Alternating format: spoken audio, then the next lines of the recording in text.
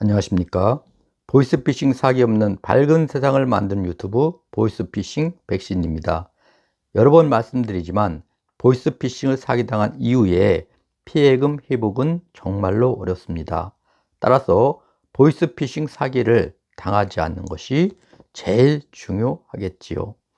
코로나19 재난지원금을 보이스피싱 사기를 한다는 것을 듣고 6편과 7편에 이어 최근 카톡 피싱이 유행하는 언론 보도 내용을 보고 한 명이라도 피해자를 줄일 수 있다면 감사하다는 소명으로 다시 긴급 8편을 마련하였습니다.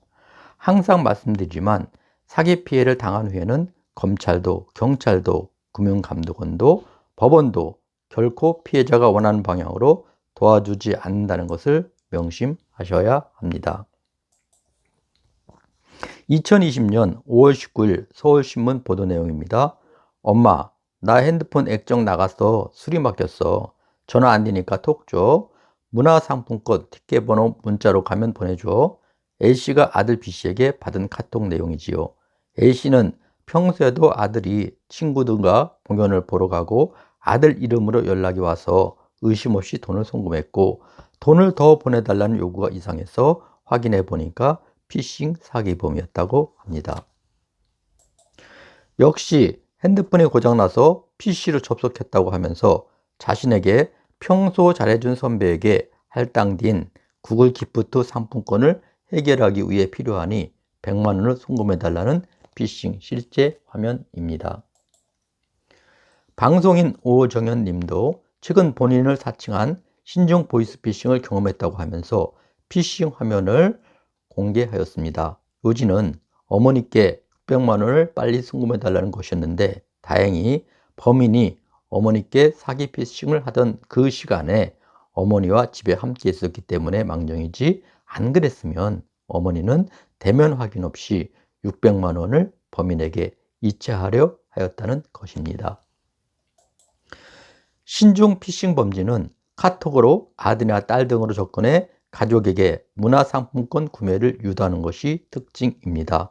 카톡 피싱은 주소록을 털어 가족, 친정 및 친구 전화번호를 빼내서 카카오톡으로 등록한 후 핸드폰이 고장났다며 문화상품권 등의 결제를 유도하는 방식으로 다른 사람의 스마트폰을 빌린 뒤 소액 결제 기능으로 문화상품권을 구입하여 이를 가로채는 방식입니다.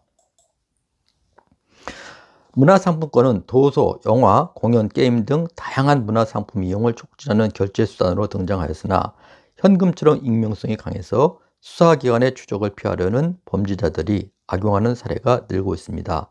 아직도 트위터 등 SNS에서는 무조건 문화상품권만 거래한다, 문화상품권 거래해야 입장 가능하다는 글이 돌아다니고 범죄에 악용되는 일이 많다 보니 성착취물 등과 관련된 검거 사례까지 빈번히 등장한다고 합니다.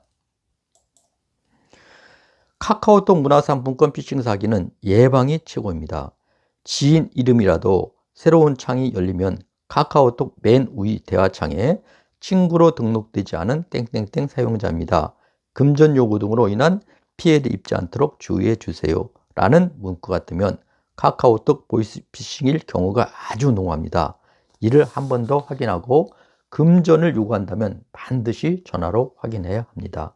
특히 해외 지역에서 포털 사이트 로그인이 시도된다는 메시지가 오면 바로 비밀번호를 바꾸고 2단계 로그인 서비스를 이용하여 보안을 강화해야 합니다. 카카오톡 아이디와 비밀번호 등을 주기적으로 바꾸는 것이 좋다고 합니다. 앞서 말씀드린 친구로 등록되지 않은 땡땡땡 사용자입니다. 금전 요구 등으로 인한 피해를 입지 않도록 주의해 주세요 라는 문구가 뜨는 핸드폰 화면입니다. 카카오톡 피싱당해 돈을 계좌로 이체하였다면 빨리 이체은행 고객센터에 지급정지를 요청하고 국번 없이 112에 신고해야 합니다. 문화상품권을 결제하였다면 해당 SNS 고객센터에 결제 취소 전화를 하여야 합니다.